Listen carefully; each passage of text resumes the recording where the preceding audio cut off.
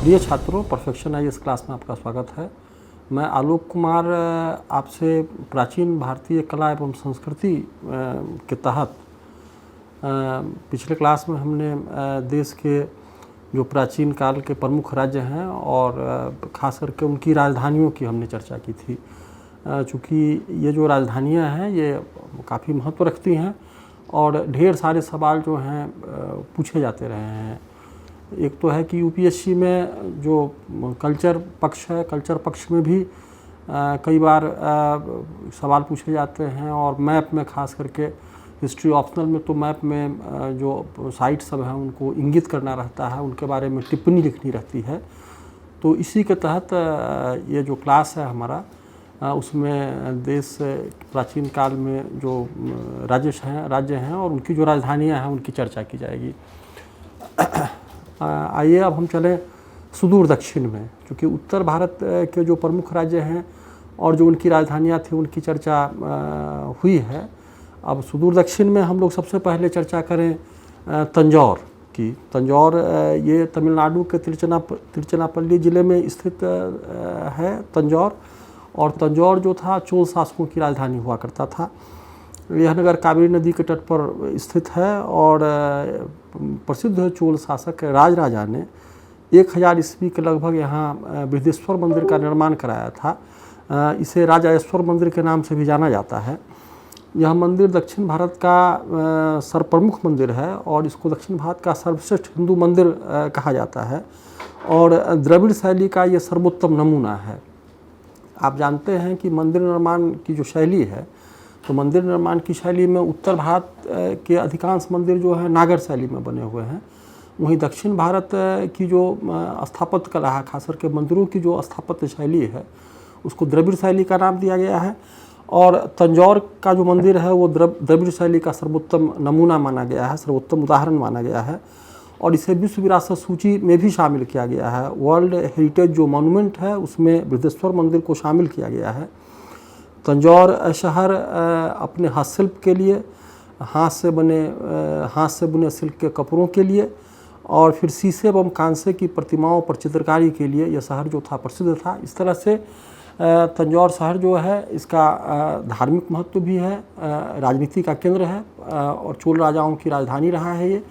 और इसके अलावा आपने देखा कि स्थापत्य कला के क्षेत्र में भी तंजौर में काफ़ी कुछ काम हुआ है और राजराजेश्वर मंदिर, जिसको बृहदीश्वर मंदिर भी कहते हैं, तो ये जो है विश्व विरासत सूची का हिस्सा भी है। तो इस तरह से ये शहर जो था समृद्ध शहर था प्राचीन काल का। इसके अलावा जो जिस दूसरे शहर की चर्चा हम करेंगे, ये भी शहर जो है ये तमिलनाडु में ही स्थित है और इस शहर का नाम है कांची या कांचीपुरम। ये तमिलनाडु में वर्तमान में कांचीपुरम जिला है और प्राचीन काल का कांची या कांचीपुरम जो था यही स्थल है और कांचीपुरम पल्लव राजाओं की राजधानी हुआ करता था। ये कांची जो है घटिका स्थानम के लिए, घटिका स्थानम कहने का मतलब है कि यहाँ पल्लव राजाओं ने एक संस्कृत महाविद्यालय को स्थापित किया था और ये संस्कृत विद्यालय जो था वो विख्यात विद्यालय था जहाँ अध्ययन हेतु दूर दूर से छात्र आते थे और इस संस्कृत विद्यालय को घटिका स्थानम का नाम दिया गया है। कांचीपुरम दक्षिण भारत का प्रमुख तीर्थस्थल था जिसकी गणना 7 पवित्र एवं मोक्षदायिनी नगरों में की जाती थी। इसे 1000 मंदिरों वाला शहर भी कहा गया है, जिसमें कामाक्षी मंदिर एवं बैकुंठ पेरुमाल मंदिर जो हैं वो प्रसिद्ध मंदिर हैं। चीनी यात्री हुएनसांग ने कांची की यात्रा की थी और अपने विवरण में 100 से अधिक विहारों की चर्चा करता है जिसमें 10,000 भिक्षु निवास करते थे। तो इस तरह से कांचीपुरम काफ़ी महत्व है और दक्षिण भारत का चूँकि ये प्रमुख तीर्थस्थल था और साथ ही ये हिंदू धर्म का और फिर बौद्ध धर्म का भी एक बड़ा केंद्र रहा है। चूँकि हुएनसांग ने इस शहर की यात्रा की है और हुएनसांग ने यहाँ 100 से अधिक विहारों की चर्चा की है जिसमें 10,000 भिक्षु निवास करते थे। इस तरह से कांची जो है वो शिक्षा का, धर्म का, है ना, प्रमुख केंद्र रहा है दक्षिण भारत में। तीसरा जो प्रमुख स्थल है उसका नाम है हलेबीड और ये हलेबीड जो शहर है ये कर्नाटक राज्य में स्थित है। कर्नाटक राज्य के हासन जिले में अभी वर्तमान में ये अवस्थित है। और पहले इसका नाम द्वार समुद्र हुआ करता था और द्वार समुद्र को ही हलेबीड के नाम से भी जाना गया है। होयसल राजाओं ने 1149 ईस्वी से लेकर 1339 ईस्वी तक लगभग 200 वर्षों तक राज्य किया और इनकी राजधानी हलेबीड हुआ करती थी। उन्होंने यहाँ कई मंदिरों का निर्माण कराया, जिसमें होयसलेश्वर मंदिर काफ़ी प्रसिद्ध है। यहाँ से कई जैन मंदिरों का भी साक्ष्य पाया गया है। और यहाँ के शासकों के द्वारा खास करके होयसल राजाओं ने जैन धर्म को भी संरक्षण प्रदान किया था।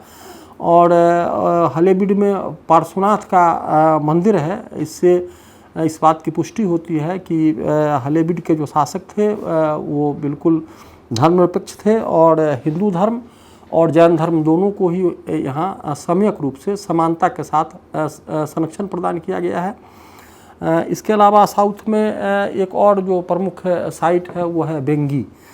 और बेंगी जो है आंध्र प्रदेश के पश्चिमी गोदावरी जिले में स्थित है। और ये 7वीं शताब्दी में पूर्वी चालुक्य वंश की राजधानी हुआ करता था। समुद्रगुप्त के प्रयाग प्रशस्ति में इस राज्य का उल्लेख हुआ है, जहाँ का राजा हस्तिवर्मन था, जिसे समुद्रगुप्त ने पराजित किया था और बाद में उसको संरक्षण प्रदान किया था। मतलब कि वो समुद्रगुप्त का अधीनस्थ राज्य बना दिया गया था। पल्लव अभिलेखों में पल्लवों को बेंगी का मूल निवासी बताया गया है। पल्लवों ने यह दावा किया है कि बेंगी जो था यही उनका मूल निवास स्थान था और यही कारण था कि पूर्वी चालुक्यों से बेंगी पर नियंत्रण करने के लिए इनका संघर्ष हुआ। तो इस तरह से बेंगी जो था वो काफ़ी महत्व रखता था। इसके अलावा जो साइट हैं, जो इम्पोर्टेंट साइट हैं साउथ में, उसमें एक स्थल है बादामी या बातापी। कर्नाटक राज्य के बीजापुर जिले में बादामी या बातापी स्थित था। यह चालुक्य वंश की राजधानी था, जिसकी स्थापना पुलकेशिन प्रथम के द्वारा की गई थी। मतलब कि ये जो नगर है ये पुलकेशिन प्रथम के द्वारा बसाया गया था। 8वीं सदी के मध्य में राष्ट्रकूटों ने बातापी पर कब्जा कर लिया। बादामी अपने पाषाण स्थापत्य के लिए इतिहास में प्रसिद्ध है और बादामी में पत्थरों को काट करके 4 स्तंभ युक्त मंडप बनाए गए, जिसमें से 3 हिंदू था, एक जैन धर्म से संबंधित है। तो यहाँ भी एक गौर करने की बात है। पूरे के पूरे जितने भी साइट के बारे में हम लोगों ने चर्चा की पिछले क्लास में भी और इस क्लास में भी, तो आपने देखा कि भारत में आप एक ही शहर में राजधानी क्षेत्र में हिंदू मंदिरों का भी साक्ष्य पाया जाता है। बौद्ध धर्म से जुड़े हुए स्मारक और स्तूप और विहार भी दिखाई पड़ते हैं और जैन धर्म के मंदिरों का भी साक्ष्य पाया गया है। तो ये भारत की विशेषता रही है कि प्राचीन काल से ही भारत के शासक जो हैं धर्मनिरपेक्ष रहे हैं और उन्होंने सभी धर्मों को आगे बढ़ाने का प्रयास किया है। बादामी भूतनाथ मंदिर तथा मल्लिकार्जुन मंदिर के लिए विख्यात है। चीनी यात्री हुएनसांग ने बादामी की यात्रा की थी तथा इससे वैभवशाली नगरी के रूप में इसको चिन्हित किया है और बताया है कि बादामी या बातापी जो था काफ़ी समृद्ध नगर था और ये आर्थिक गतिविधियों का भी केंद्र हुआ करता था। तो इस तरह से आपने अभी तंजौर के बारे में जाना, आपने कांचीपुरम के बारे में जाना है, हलेबीड की चर्चा हुई है आपसे, बेंगी के बारे में आप जाने हैं। इसके अलावा बादामी या बातापी की हमने चर्चा की है। इसके अलावा अब आ जाइए नॉर्थ इंडिया में एक प्रमुख साइट है जिसको थानेश्वर कहते हैं। और ये थानेश्वर जो है ये आप देखिए कि ये पूर्व मध्यकाल में शक्ति का एक मुख्य केंद्र रहा है। और आपने देखा कि गुप्तों के पतन के बाद हर्षवर्धन और हर्षवर्धन से पहले जो राजा हुए हैं, तो ये थानेश्वर जो है उनकी गतिविधियों का मुख्य केंद्र रहा है। वर्तमान में हरियाणा के करनाल जिले में थानेश्वर स्थित है और यह वर्धन वंश के प्रथम शक्तिशाली सम्राट प्रभाकर वर्धन की राजधानी हुआ करता था। बाणभट्ट ने अपने हर्षचरित में इस नगर के गौरव का विस्तृत वर्णन किया है और बाण के विवरण की पुष्टि करते हुए चीनी यात्री हुएनसांग ने इसे एक संपन्न नगर बताया है। मतलब कि बाणभट्ट ने भी इस शहर की चर्चा की है अपने हर्षचरित में और फिर चीनी यात्री हुएनसांग ने भी शहर की यात्रा की थी और बाणभट्ट ने इस शहर की भव्यता का, इसके वैभव का जो वर्णन किया है, तो उसकी पुष्टि जो है हुएनसांग के विवरणों से भी होती है। थानेश्वर शैव धर्म का एक प्रमुख केंद्र था और इस नगर की एक सबसे बड़ी विशेषता ये थी, किताबों में कहा गया है कि यह एक ऐसा शहर था जहाँ घर घर में शिव की पूजा होती थी। यह शैव धर्म का एक प्रमुख केंद्र था। महमूद गजनबी ने 1011 ईस्वी में थानेश्वर पर हमला किया और बड़े पैमाने पर यहाँ हिंदू मंदिरों को नष्ट किया गया, शहर को भी विध्वंस करने का प्रयास किया गया। तो इस तरह से थानेश्वर जो था वो हर्षकालीन या हर्ष से पूर्व भारत के राजनीति का एक प्रमुख केंद्र के रूप में उभर रहा था। इसके अलावा एक और भी साइट है और ये साइट है साउथ में आंध्र प्रदेश में, जिसका नाम है नागार्जुन कोंडा। नागार्जुन कोंडा की चर्चा पहले भी हुई है। एक्चुअली आंध्र प्रदेश के गुंटूर जिले में स्थित नागार्जुन कोंडा इक्ष्वाकु वंश के राजाओं की राजधानी हुआ करता था। इक्ष्वाकु राजाओं ने बौद्ध धर्म को संरक्षण दिया और उनके संरक्षण में यह बौद्ध धर्म के एक प्रमुख केंद्र के रूप में स्थापित हुआ। तो इस तरह से ये नागार्जुन कोंडा जो है ये बौद्ध धर्म का एक प्रमुख केंद्र था। एक्चुअली इसी क्षेत्र में सातवाहनों ने भी अमरावती नामक शहर को स्थापित किया था और अमरावती के पड़ोस में ये नागार्जुन कोंडा है। ये इक्ष्वाकु वंश के राजाओं की राजधानी था और इक्ष्वाकु वंश के राजा जो थे वो बौद्ध धर्म के बहुत बड़े समर्थक थे और उनके संरक्षण में नागार्जुन कोंडा का बौद्ध धर्म के केंद्र के रूप में विकास संभव हो पाया था। इस नगर का नामकरण ही प्रसिद्ध बौद्ध विद्वान नागार्जुन के नाम पर हुआ है। नागार्जुन जो हैं, नागार्जुन आपको जो बौद्ध धर्म में जो माध्यमिका शाखा है उसके आचार्य माने जाते हैं, उसके प्रणेता माने जाते हैं। हमने पहले भी कहा कि ये बौद्ध धर्म का प्रमुख केंद्र था। यहाँ अनेक स्तूप, चैत्य और विहारों के साक्ष्य पाए गए हैं। यहाँ की खुदाई से नहरों और स्टेडियम का भी साक्ष्य पाया गया है और यहाँ के हिंदू मंदिरों में कार्तिकेय का मंदिर विशिष्ट है, चूँकि अन्य जगहों पर कार्तिकेय का मंदिर जो है वो नहीं पाया गया है, लेकिन नागार्जुन कोंडा में कार्तिकेय का मंदिर है। यह महत्वपूर्ण आर्थिक केंद्र भी था जहाँ बड़ी संख्या में कारीगर एवं उनके श्रेणी संघ के प्रमाण पाए गए हैं और यहाँ से नवपाषाण काल और महापाषाणकालीन संस्कृतियों के भी प्रमाण पाए गए हैं। इस तरह से नागार्जुन कोंडा जो है वो प्राचीन भारत के इतिहास का एक प्रमुख स्थल था और ख़ास करके जो विंध्य के पार जो दक्षिण भारत का इलाका है उसमें नागार्जुन कोंडा का काफ़ी महत्व है। और यहाँ एक चीज़ गौर करने की है कि यह शहर जो था वो कारीगरों का शहर था और कई श्रेणी संघों के क्रियाकलापों का यहाँ से साक्ष्य पाया गया है। इसके अलावा अगर हम प्राचीन काल में चलें तो ये नवपाषाण काल और महापाषाणकालीन संस्कृतियों का भी केंद्र रहा है।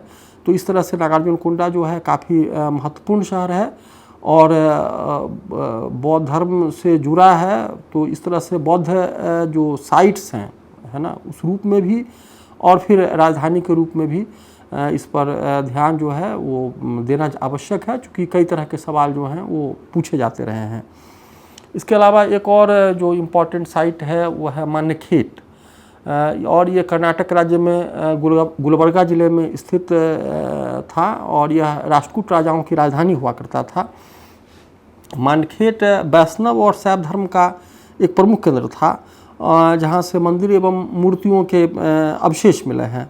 अमोघवर्ष के शासन में, अमोघवर्ष जो था एक महत्वपूर्ण राष्ट्रकूट शासक था और उसके शासनकाल में यह जैन धर्म एवं संस्कृति के केंद्र के रूप में स्थापित हुआ। चूँकि अमोघवर्ष जो था वो जैन धर्म का एक बड़ा संरक्षक था और इस शहर में कई प्रसिद्ध जैन मुनियों का निवास भी था। यहाँ जिनसेन, महेंद्र, गुणभद्र और पुष्पदत्त जैसे जैन मुनि निवास करते थे। इस तरह से यह जैनियों का एक प्रमुख धर्मस्थल था।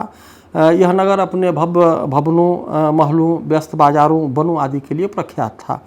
तो इस तरह से आपने राष्ट्रकूट राजवंश की जो राजधानी थी मान्यखेट उसके बारे में जाना है। इसके अलावा एक और साइट है और इसका नाम है वल्लभी और ये गुजरात के काठियावाड़ क्षेत्र में आधुनिक बौल नामक स्थान पर बल्लभी नगर स्थित था। मतलब कि वर्तमान में बल नामक स्थान है काठियावाड़ क्षेत्र में, और वही प्राचीन काल का बल्लभी था।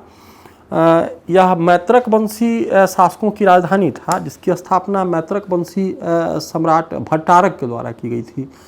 और बल्लभी की पहचान जो है एक शिक्षा के केंद्र के रूप में होती है। बल्लभी शिक्षा का एक बड़ा केंद्र था, और यहाँ कई बौद्ध मठों के भी प्रमाण पाए गए हैं। चीनी यात्री ह्वेनसांग ने इस शहर की यात्रा की थी। यह जैन धर्म का भी केंद्र था, और दूसरी जैन संगीति का आयोजन बल्लभी में हुआ, जहाँ जैन साहित्यों को अंतिम रूप दिया गया था। कहने का मतलब है कि जिस तरह से बौद्ध धर्म में आपने देखा कि बौद्ध धर्म में गौतम बुद्ध की मृत्यु के बाद 4 बौद्ध सम्मेलनों का आयोजन किया गया है, उसी तरह से जैन धर्म में भी 2 जैन संगीतियों का आयोजन हुआ, जिसमें दूसरी जो जैन संगीति है उसका आयोजन बल्लभी में हुआ था। और बल्लभी में ही जैन साहित्यों को अंतिम रूप दिया गया है। यहाँ की खुदाई से ताम्र अभिलेख तथा मैत्रक वंशी राजाओं की मुहरें जो हैं बड़ी संख्या में पाई गई है। तो इस तरह से बल्लभी की पहचान जो है आप इस रूप में करें कि ये गुजरात के काठियावाड़ क्षेत्र में स्थित है, गुजरात प्रांत में स्थित है। दूसरी जो महत्वपूर्ण जानकारी इसके बारे में है कि यह मैत्रक वंशी राजाओं की राजधानी हुआ करता था, और इस नगर की स्थापना का श्रेय जो है मैत्रक वंशी राजा भट्टारक को जाता है। तीसरी इसकी विशेषता है कि बल्लभी जो था वो शिक्षा का एक बड़ा केंद्र था, और फिर ये बौद्ध धर्म का भी बड़ा केंद्र था, चूँकि यहाँ कई बौद्ध मठों के प्रमाण पाए गए हैं। फिर चीनी यात्री ह्वेनसांग ने भी शहर की यात्रा की है, और यह जैन धर्म का भी एक केंद्र था, चूँकि दूसरी जैन संगीति का आयोजन जो है बल्लभी में ही हुआ था, और जैन साहित्यों को अंतिम रूप दिया गया। यहाँ की खुदाई से ताम्र अभिलेख था मैत्रक वंशी राजाओं की मुहरें बड़ी संख्या में प्राप्त हुई है। तो इस तरह से बल्लभी जो है एक महत्वपूर्ण साइट है। और आ जाइए नॉर्थ इंडिया में एक और भी इम्पॉर्टेंट शहर है जिसका नाम है कन्नौज, और उत्तर प्रदेश के फर्रुखाबाद जिले में गंगा नदी के तट पर स्थित कानकुब्ज अथवा कन्नौज नामक स्थान प्राचीन भारत का एक अति प्रसिद्ध नगर था। कहने का मतलब कि पहले इसका नाम कानकुब्ज हुआ करता था, और बाद में इसको कन्नौज नाम से जाना गया। और ये उत्तर प्रदेश ज़िले में अवस्थित है, फर्रुखाबाद ज़िले में वर्तमान में स्थित है।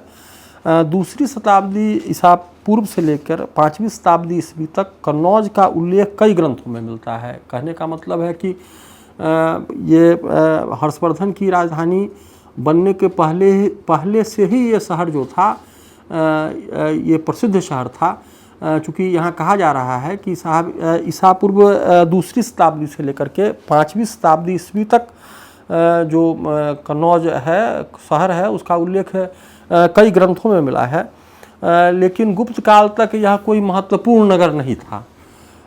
और कन्नौज का महत्व 7वीं शताब्दी से बढ़ा। पहले यह मौखरी वंश की राजधानी था तथा फिर हर्षवर्धन ने उत्तरी भारत में विशाल साम्राज्य स्थापित करने के बाद कन्नौज को अपनी राजधानी बनाया था। तो इस तरह से ये उत्तर भारत में शक्ति का सर्वप्रमुख केंद्र बन गया था। पाटलिपुत्र के बाद अगर उत्तर भारत का कोई शहर था जिसको काफ़ी महत्व दिया गया या जो काफ़ी महत्व का शहर बन पाया था तो वो कन्नौज था।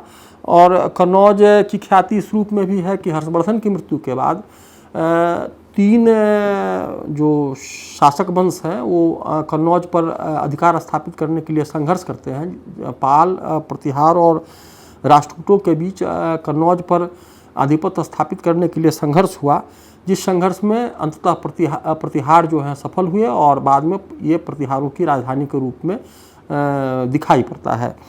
तो कन्नौज काफ़ी इम्पॉर्टेंट शहर है उत्तर भारत के राजनीतिक इतिहास के दृष्टिकोण से।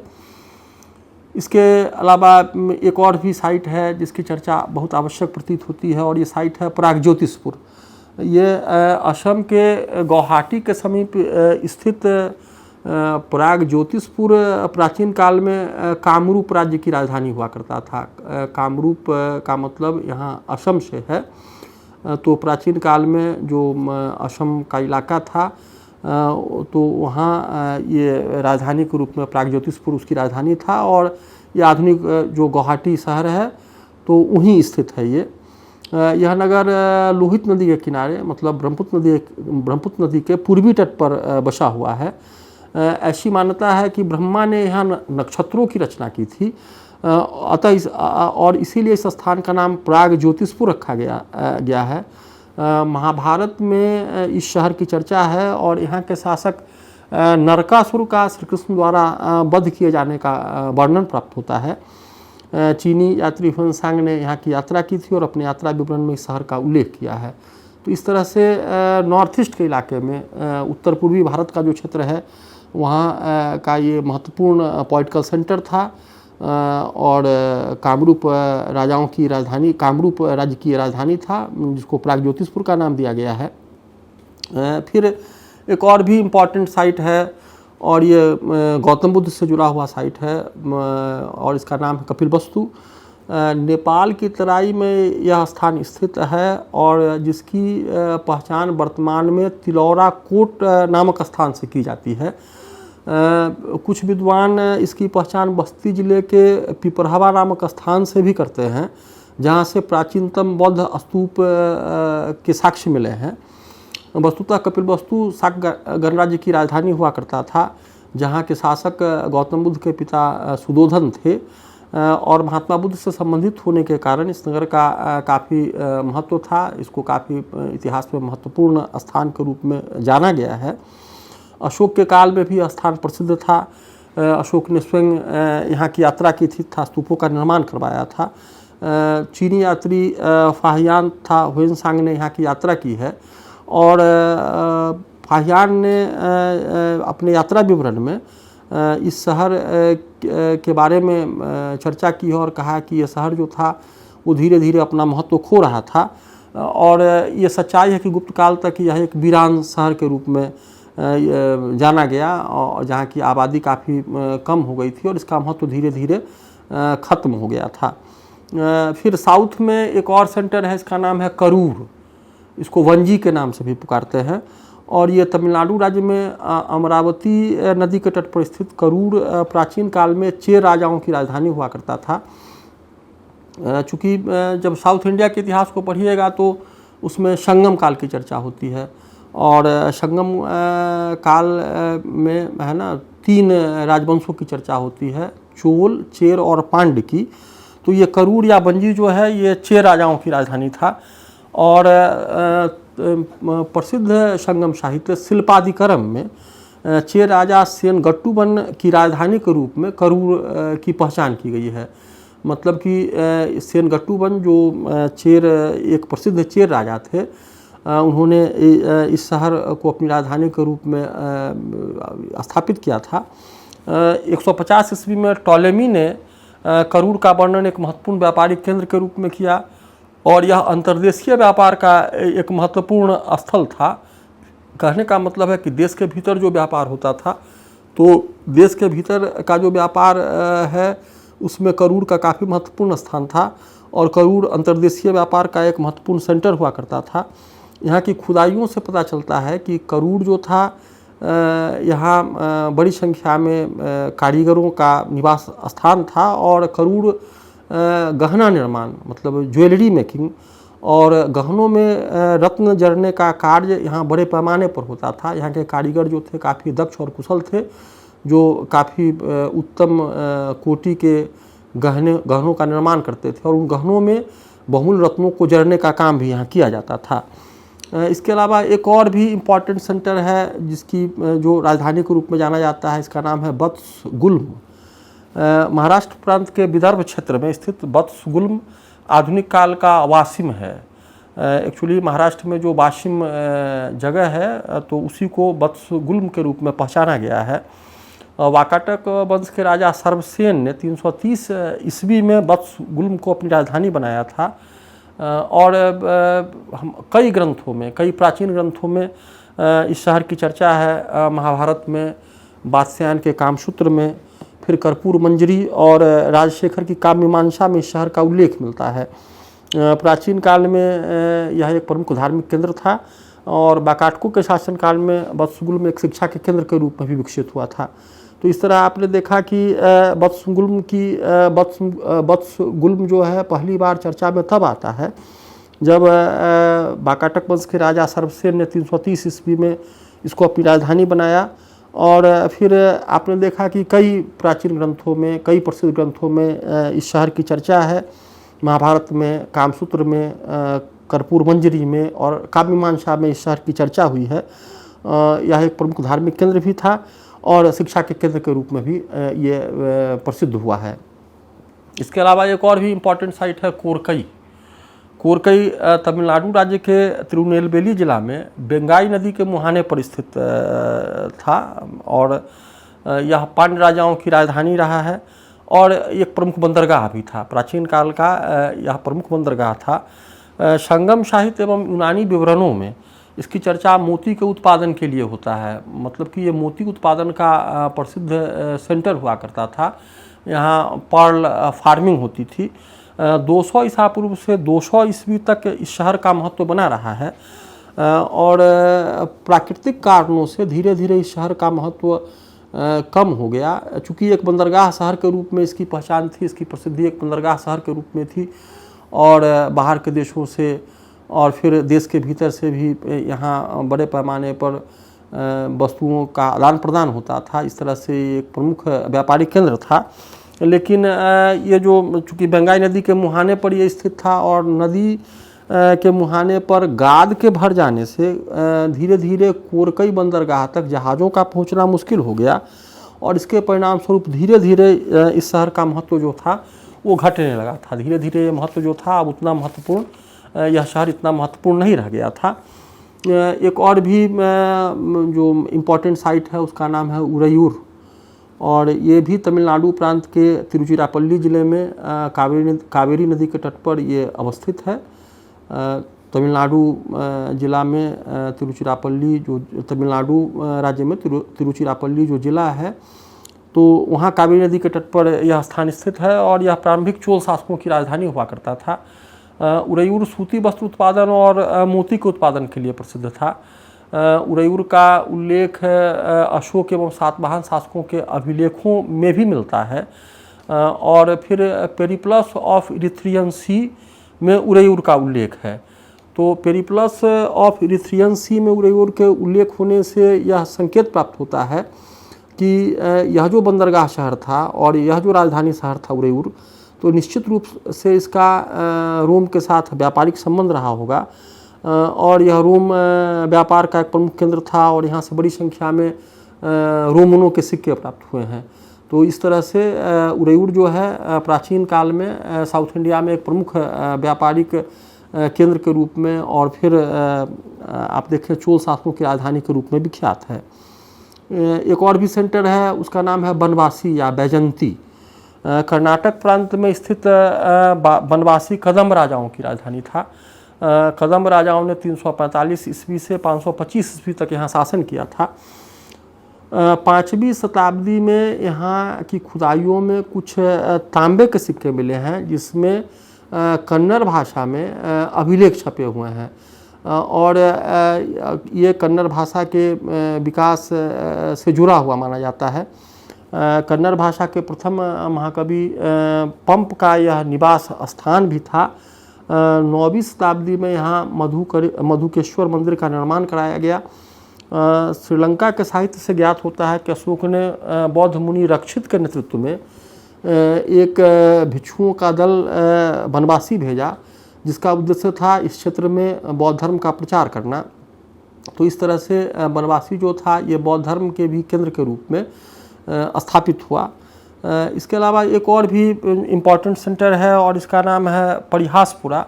और परिहासपुरा जो है ये कश्मीर में स्थित है और ये कारकोट वंश की राजधानी हुआ करता था जिसकी स्थापना ललितादित्य मुक्तापीर के द्वारा की गई थी। कश्मीर के इतिहास में ललितादित्य मुक्तापीर की पहचान जो है एक महानतम शासक के रूप में होती है और ललितादित्य मुक्तापीर ने परिहासपुरा में विष्णु, शिव और बौद्ध मंदिरों का निर्माण करवाया था। उसने परिहासपुरा में अग्रहार विहार का निर्माण कराया, कई महलों का निर्माण कराया था।